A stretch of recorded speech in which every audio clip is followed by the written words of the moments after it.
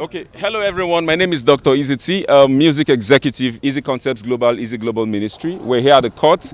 There had been a purported and orchestrated evil agenda to sell the wrong impression to the public that we're running, and we keep wondering why we should be running. This is our country. No notice was given to me. We didn't know anything about the notice. And I've been appearing. I was at the EFCC on the 10th of December precisely, and I waited for about 4 hours, and nobody attended to me. We're here in Nigeria. If a fundamental human rights action had been filed against my right that was breached because I was detained for about 9 days in Ilorin, April last year, and I needed to find out why should I be breached, why should I be detained. There was no court order for why my accounts were frozen, the company accounts as well. My company business was rendered completely put on the pause, and we wanted to find out why should this happen. This transaction is all predicated on the premise of a contract. There's a contractual relationship, for goodness sake. And this contractual relationship, prepared by a certified lawyer, Udo Udoma, who is our copyright lawyer. There was a breach on this contract where the said artist, who is supposed to be a gospel artist, who is supposed to have integrity, who is supposed to sing Jesus and mean Jesus, who is supposed to keep to her words and terms of agreement, breached the contract, boycotted monies for events into her personal accounts, where it was using the same contents that belongs to us, earns those monies personally without any form of remittance. We were remitting royalty until we sent a mail officially and said we would no longer send a mail to you any more royalties until there's a proper mutual financial reconciliation. We need to have a meeting, and this will be done on the premise of an unbiased audit without any form of religious influence of one of your fathers or your mothers who have your interest and want to twist us to do what is not wrong. It's about justice. Now, when we say these things, is it about money? No, this is not just about money. This is about truth. This is about sincerity. This is about integrity. This is about saying yes and you keep to yes. This is a 50-50 transaction where we have not even recouped capital. By that, I mean we're sharing 50-50 on gross, not on net. And that's a fair contract, for goodness sake. But when I got to the EFCC, I was told not to write my truth. I was told there's nothing about contract. All they just deal with is figures, and I should just write the monies that I'm owing. And I said we can't talk about monies without talking about what gave birth to money. The monies came as a result of the contract. This contract, monies was invested into the artist, and it generated this amount of money. And if there was money that was supposed to come to us and it wasn't coming, and we communicated, you cannot communicate and divert. You can't divert what you have communicated. And there's a mail to that effect. So how is this diversion? That's the question. The monies went into the right channels. By right channels, I mean the accounts that are known to the artist. There was no mail, regarding diversion of money. There was no resentment whatsoever with respect to how finances were going up until when this contract was breached. And we have every evidence to clear this. How then is this a criminal offense? This is a purported plan by a cartel of evil people who have the face and the mask of Christianity to destroy the system, to give an impression. I'm talking about someone who has earned over $1,500,000 from the same contract. How do you discredit what you have benefited from? The over $600,000 we're talking about is just for streams, not even for events.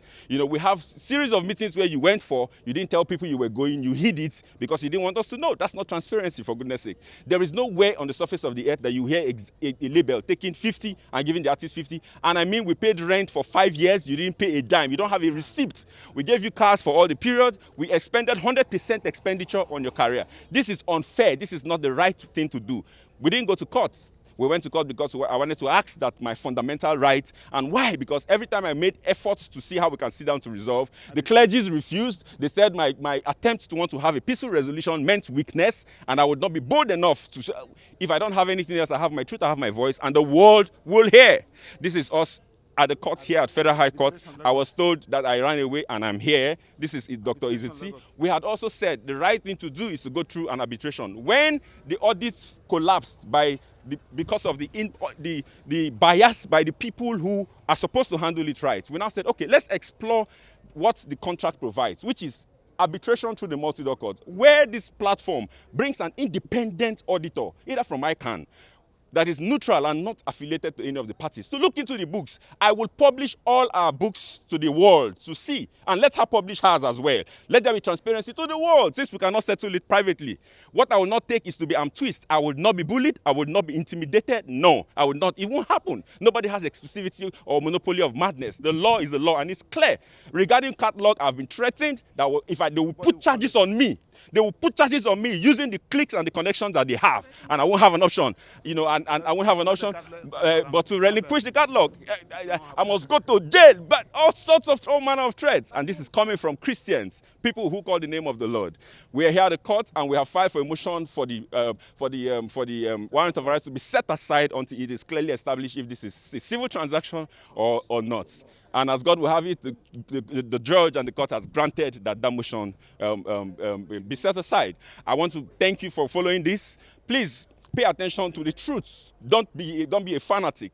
Don't say, oh, I love this person, I hate. No, pay attention closely to the sequence of what this has happened. There are picture evidences, there are video evidences, there are contractual witnesses to this, and these people are alive. Let questions be asked. Don't be swayed by your love and emotions, the emotional connection you have to the people who sing. Don't be deceived by religiosity. No, a lot of times appearance is not reality. Pay attention to the nitty-gritty of this. This event is going to unveil and unravel a lot of evil that goes on within the gospel ecosystem. My name is Dr. EeZee, and I want to thank the members of press and the public for granting me here. On my left are part of members of my team, my legal department, and we have Barrister Isaac here, and we have Barrister Maxwell. Thank you so much, my lead counsel, Dr. Ubani San, Ife, and everyone who is a part of ensuring that this truth is cascaded to the world, and members of the public. Thank you so much. Please allow some follow-up questions. First is, you said you reeled out a number of things that you did for Mercy Chinwo. Is this exclusive to her? Sorry? You reeled out a number of things that you did for her. Yeah. In your press release, you said please. You made her, you said you gave her a flat apartment. Yes, please. Yes, please. Is this exclusive to Mercy Chinwo? Or with respect to her contract. So that's the contractual obligation. From our own end, we're supposed to provide all costs. It's a 360 deal, which means a recording and management contract. So we provided all costs, production costs, housing costs, video costs, mobility costs, and we have the receipts and evidence for all of this. Yes. So yeah. Is it exclusive to Mercy Chinwo? It is not exclusive to. It is exclusive to all the artists on the label. Yes, please. Okay. Herself and every other person that is part of this orchestrated conspiracy. So all other artists enjoy... They enjoyed it, yeah. Yes, please, yes. 50-50 for every other artist? Yes, so it's a 50-50 for her.